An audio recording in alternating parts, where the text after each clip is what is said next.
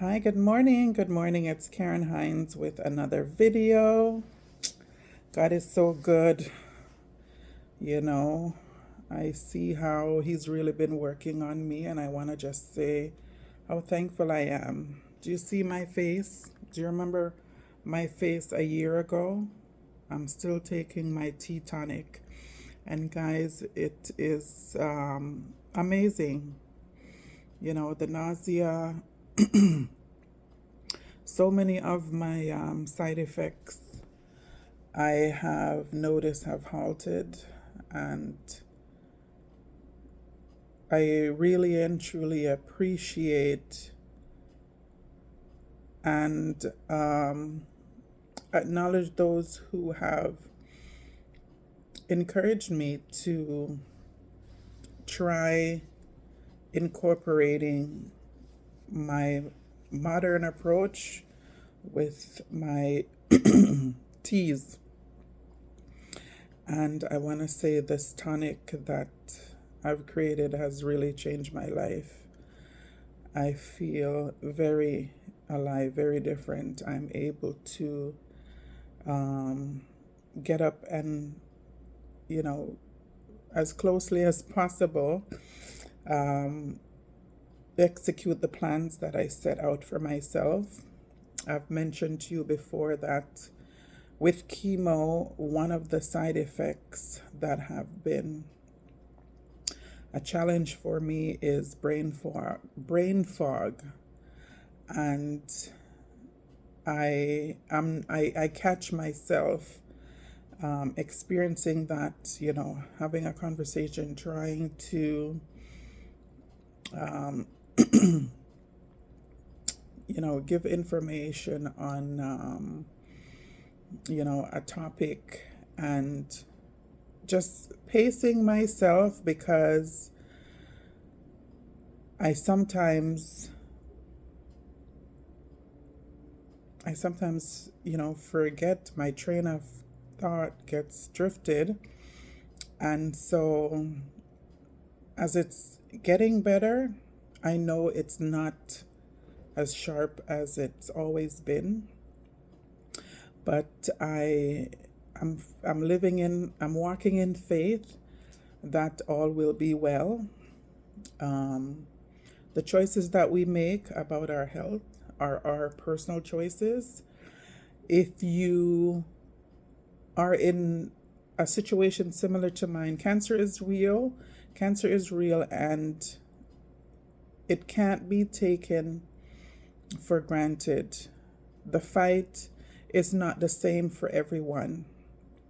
You getting up each day and being able to actually care for yourself and provide for yourself is a fight. However, you may do that, it might be getting up and not feeling your best strength, especially after treatment, because chemo is rough. It's the fight instead of not eating because you just give up on food prep. How I manage that for myself is to prepare a soup tonic, and I call it tonic because I put a lot of pungent ingredients together that I know are going to nourish my body, and it won't take me a long time to consume because maybe my taste would have been off or so. So prior to doing my tea, you know, feeling and going ahead and eating what, excuse me, I needed to was sometimes a challenge. So making a soup tonic. So, if I'm preparing a chicken soup, it's going to be pureed. And I make sure it has everything in there that I would in my traditional chicken soup. So the chicken, taking off all the skin and cleaning it up very well, washing everything down with my, lemon, lime, or vinegar, and preparing my food as clean as possible. My pumpkins, I actually leave the skin on. My chocho, carrots, um, all the vegetables that you can think of. Some that I even put in my juice, my celery, putting it all together and making the soup and then pureeing it, cooling it down, and freezing it. Believe me, it will make some ease come to your life when it comes on to actually having something nutritious to eat when you don't have the energy to prepare it. So I will have soup made for at least a week and I will freeze it. It is not something that works for everyone, but for me, this just allows me to know that I'm not going to consume anything that's empty going into my body. Nutrition is very huge. Nutrition is very huge. It makes a difference in your healing, equally as spirituality, equally as managing your stress. And there is no one way to do that. You have to know what causes you, discomfort in your mind, which then reflects as discomfort in your body. And you have to do what you must to alleviate those things from your life. It's unfortunate, but I've had to, block and delete and ignore messages that I know was just going to bring darkness to my day in order for me to protect myself and ensure that my mental state and my stress levels weren't going up. Yes, people that I love and care for had to be put on hold, just so that I can, because it's like they don't understand, I look fine. I try to keep myself, put together, and it's taken for granted. It's taken for granted that you look well, so you are well enough to take on all the challenges and all the concerns of their own life. It's almost very selfish. And so I had to really get firm and know that, listen, you have to, as one of my cousins tell me, you have to take care of your number one.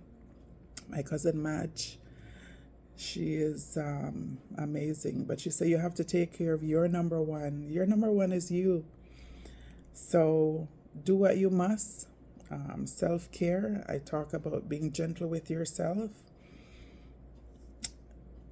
I'm not just talking, I am making every effort to do that. Looking out for me, self-care, self-care, self-care. It does so much for your overall well-being. And I would say don't stop. Don't have any regrets on what you spend on taking care of yourself and giving back to yourself so that you can feel healthy again. It's a journey. There is good days and bad. I said that I was gonna be having specific topics as much as possible with my videos as it relates to the the cancer journey. And sometimes things don't work out as planned, because I may have had a video plan, but something that is more pressing is on my heart because of an encounter that I would have had that day, or very close to the time that I would do a video. There is just so many things that I encounter in a day that could be helpful to someone, and yet what I've recorded that would be the topic of conversation for my talk in my video that day, it kind of overrides the topic that's written down. That encounter for that day surpasses the topic that was written previously. But I will, again, continue to do my best to, enlighten and, encourage my fellow warriors that are out there. you know, Take care of your number one. Um, make God present in your life. I know that through this journey, getting up and going out to a church building is not always possible for all of us. When you can, do it. When you are unable, you can watch online. You can have your devotion at home. You don't have to be in a building, because that relationship that you will have is one and one with you and God. And when He speaks to you, it's your message. And so you don't have to feel, inadequate in not going out to church. Listen, I was going out to church and I felt inadequate. I was going out to church. I had my gloves on. I had my mask on. I had, my head covered because it was falling off in patches and, different things. And after a while, I didn't see how it was of any concern to me about, the head patch or so. I continued, before my treatment break, to still, wear masks during treatment because your immune system is absolutely low. But I wasn't concerned so much about my physical appearance not being how it used to be. And I wasn't concerned about who, even at church, probably didn't want to shake your hands. It's not so tasteful to see sometimes, for people who don't understand. So I send you strength. I send you love. If you are currently experiencing those things, they are real, and I know they are real. And handle it how best you feel for you. So again, have God be the center of everything that you do. My walk is not a straight walk. It's crippling at times, but God is a merciful God, and He is a God of second chances. All of these components are huge in the healing process and being well, and being better for you. Because you have to be better for you first before you're able to be better for anyone else. I truly hope that I will get back on at least some of the topics I found was truly important. And I wrote the topics down because I didn't want to forget the messages that I needed to deliver through those topics based on the phases I was passing through at the time. But as encounters come that are just as important, I'll try to see if I can mesh the two together, because I have watched other people, online that have shared their stories, their testimonies, their journeys, their good and their bad days, and I have seen how it has helped me manage my own life. So I would love to be able to share as well with others certain things that I have gone through that I have not seen posted online that could be of value to someone else. Listen, this journey is lonely, but you don't have to be alone.